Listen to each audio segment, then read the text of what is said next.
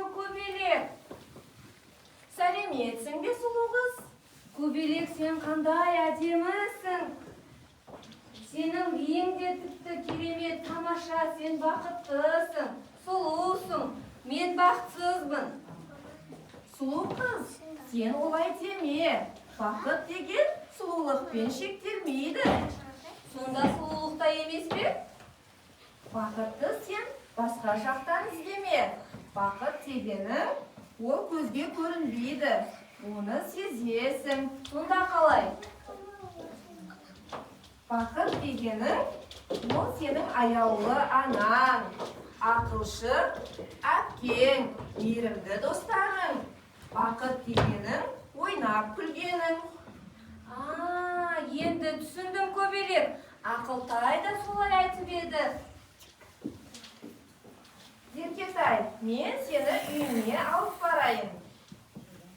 Жолдан гүлдерді теріп, анаңа сыйлайсың. Жарайды, Көбелек. Ақылтай да, анам да гүлді жақсы көреді. Бүгін аналардың мерекесі.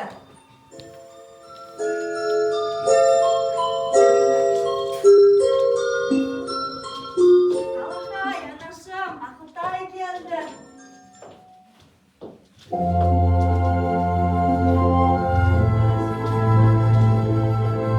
Мау, келдің бе? Іздеген бақытыңды таптың ба? Я, анашым, мен таптым. Бақыт деген ол менің отбасым. Сіздің амандығыңыз Ақылтайдың қасында жүргені екен. Оны маған Көбелек айтып түсіндірді. Жарайсың, қызым.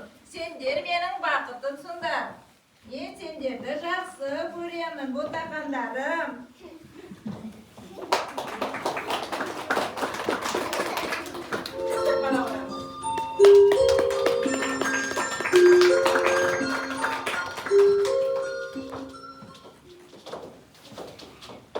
Балалар, көрдіңдер ме?